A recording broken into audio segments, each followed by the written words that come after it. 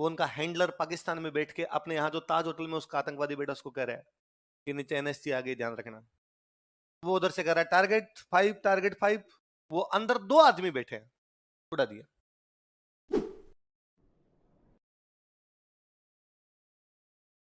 ताज hotel वाला तो और भयंकर है। मतलब वहां वो ताज होटल में कोई 5-7 आतंकवादी है जिन्होंने पूरी होटल को हाईजैक कर रखा है और एक एक कमरे में अपनी लोकेशन लेके बैठे हुए हैं। इधर सरकार ने एनएसजी के कमांडो उतारे, बाहर खड़े हैं अपने पत्रकार। अब पहुंच चुके हैं एनएसजी के कमांडो, अब जल्दी ही कर लिया जाएगा वापस होटल पर कब्जा। ये टीवी पाकिस्तान में भी तो देख रहा है ना कोई। वो उनका हैंडलर पाकिस्तान में बैठ के अपने यहाँ जो ताज होटल में उसका आतंकवादी बेटा उसको कह रहा है कि नीचे एनएसजी आ गई, ध्यान रखना। अब और अपने पत्रकार, और अब एनएसजी का कमांडो जा रहा है 5वीं मंजिल की तरफ। वो उधर से कह रहा है टारगेट 5, टारगेट 5। वो अंदर 2 आदमी बैठे हैं, उड़ा दिया। ये अपनी पत्रकारिता है। तो अपनी मीडिया जिंदाबाद है। कई मामलों में तो कैसे काम करती है मीडिया की खुद के नहीं समझ में आ रहा है। अपने ये मान लिया गया कि किसी के हाथ में बॉम्बू दे दिया जाए, बस इसकी पत्रकारिता। फिर किसी के मुंह में घुसेड़ दो, बता कैसा लग रहा है, कैसा लग रहा है यार, बुरा ही लग रहा है क्या, कैसा लग रहा है इसके अंदर। तो मैं कंधार तो जब भी याद करता हूं मुझे लगता है अरे यार उस साल वो कांड नहीं हुआ होता तो बाद में कितने सारी जाने निर्दोष लोग मरे होंगे उसके अंदर, उस एक आदमी की वजह से। वो एक आदमी हमको छोड़ना पड़ा, उसने बाद में एक आतंकवादी संगठन बना दिया और बाद में खूब सारी कांड हो गए अपने। एक तो ये भी कारण, और एक मैंने एक दिन पहले बताया था शायद आपको कारण, कि हमारे एक प्रधानमंत्री बने, वही महानतम प्रधानमंत्री रहे अपने, इंद्र कुमार गुजराल। साल भर के लिए नहीं बने होंगे, साल भर के बने थे, लंका लगा गए देश की। का भारत एक शांति प्रिय देश है, इसलिए भारत देश अपने पड़ोसियों के साथ कोई छेड़छाड़ नहीं करे। हम शांति से रहेंगे, पड़ोसियों के साथ अच्छे संबंध बनाएंगे। इसलिए पाकिस्तान में जितने जासूस थे वापस बुला लिए। आपका एसेट खत्म हो गया यार, आपको न्यूज कौन देगा?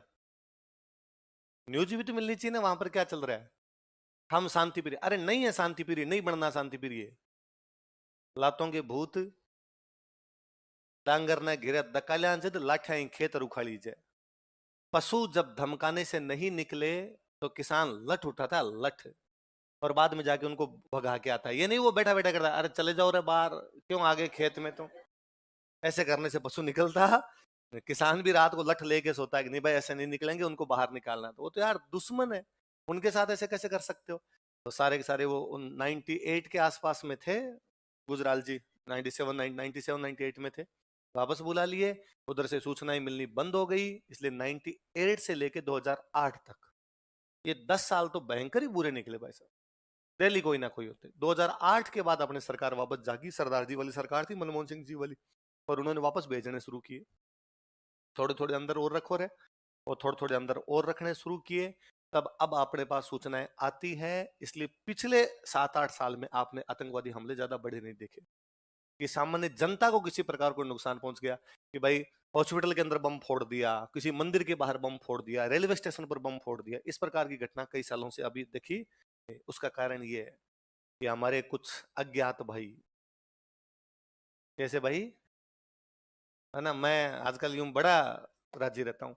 मैं अभी थोड़े दिन पहले एक इंजमामुल हक का एक बयान था, यदि आपने किसी ने ध्यान दिया हो तो, है ना। इंजमामुल हक का भी थोड़े दिन पहले बयान था कि उसने कहा था कि हरभजन इस्लाम में जाने वाला था। तो वो बात तो छोड़ी, हरभजन दूसरे दिन का आगे पता नहीं कौन सा सस्ता नशा करके बात करता रहता है।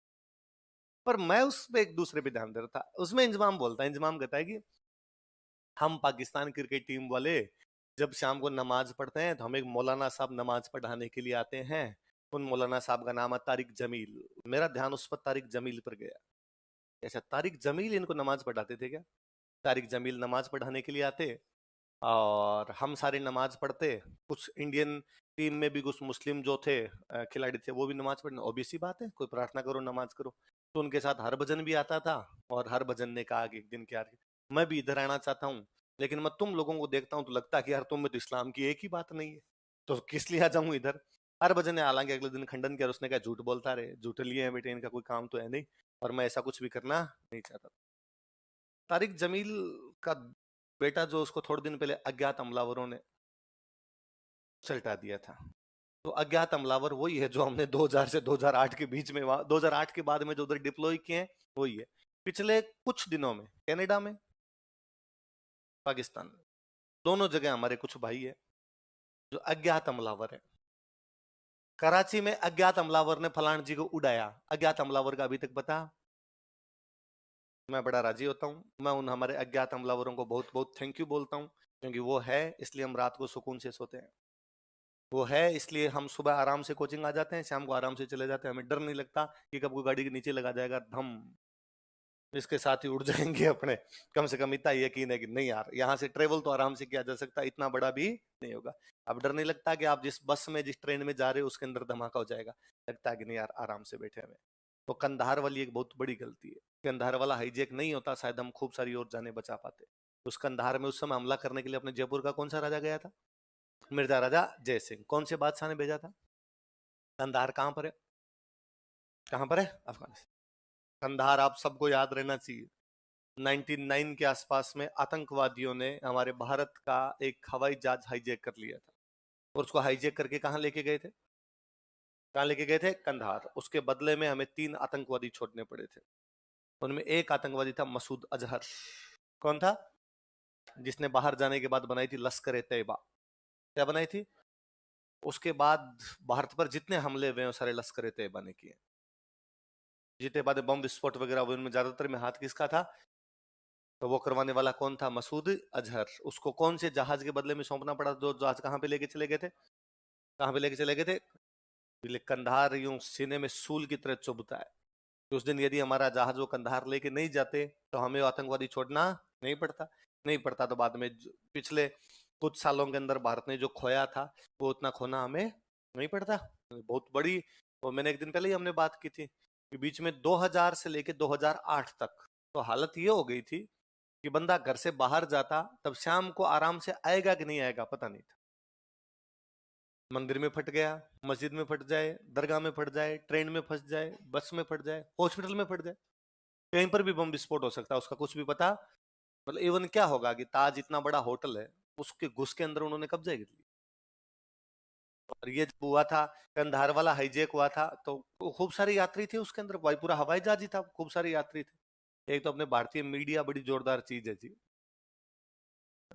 उधर कंधार में हाईजेक हुआ है, यात्री हैं उसके अंदर, सरकार बातचीत कर रही है आतंकवादियों से, आतंकवादी कह रहे हैं, वो खूब सारे लोग मांग रहे थे, वो 100 एक लोग अपने यहाँ पे उनके थे, वो कह रहे थे 100 के 100 को छोड़ो।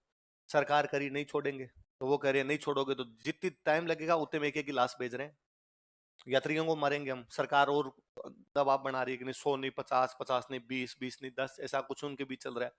इधर मीडिया अपने चली गई भाई यात्रियों के घर पे।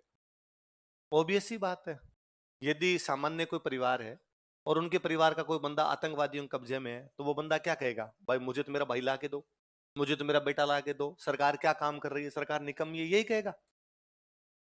आपको कैसा लग रहा है आपका भाई आतंकवादियों के पास है? बुरा ही लगेगा यार, डांस तो कौन करेगा। क्या कहना चाहेंगे सरकार से? अगला कहेगा सरकार निकम्मी है, सरकार हमारे भाइयों को बचा नहीं सकती, ऐसी सरकार को रहने का कोई भी हक नहीं है। और जब टीवी पर हम ऐसी खबर सुनते हैं तो हमें भी लगता है कि हाँ यार देखो इस परिवार की कितनी दुर्गति हो रही है, और सरकार साथ नहीं दे रही। सरकार ही फाइनली थी दबाव में आई कि फिर उनसे वैसा ही समझौता करना पड़ा कि चलो 3 तो हम छोड़ रहे हैं, इनको दे दो। यदि मीडिया थोड़ा पॉजिटिव रोल प्ले कर देती, इस प्रकार की खबरें ना दिखाई जाती, तो शायद सरकार थोड़ा और प्रेशर बनाने में कामयाब रहती। कई बार अपनी मीडिया ऐसे कांड कर जाती इसकी हद नहीं। 99 का कारगिल वॉर, बरखा दत्त, एक नाम सुना हो कभी आपने ना? बरखा दत्त जो एक रिपोर्टर है, वो कश्मीर चली गई, और तब सबने, आप तो रहे नहीं होंगे, मेरे को याद है कारगिल वॉर, मेरे को याद आता है, मैं 6-7 में था पर मुझे खूब अच्छे से याद है कारगिल वॉर एकदम। तो कारगिल वॉर के टाइम अखबार आते, अखबारों में यूं डेली वैसी खबरें आती, भाई इतने जवान शहीद हो गए, इतने हो गए। तो बरखा दत्त वहां रिपोर्टिंग करनी चले गए, उस समय सब यूं तारीफ ही कर रहे थे कि ये होती है पत्रकारिता, गोलियों के बीच में जाकर कर रही है पत्रकारिता। खबरें क्या छापी?